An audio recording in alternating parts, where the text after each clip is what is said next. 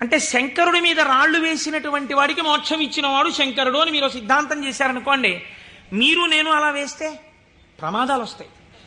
కాబట్టి లోపల ఏ భావనతో ఒక్క రాయి వేసినా దాన్ని భావనకి అనుగుణంగా తీసుకుని ఉద్ధరించి, చాలు చాలు పొంగిపోయాను రా నీ భక్తికని అన్నం విడిచిపెట్టి 4 రాళ్లతో పూజ చేసిన వాడికి మోక్షం ఇచ్చినవాడు.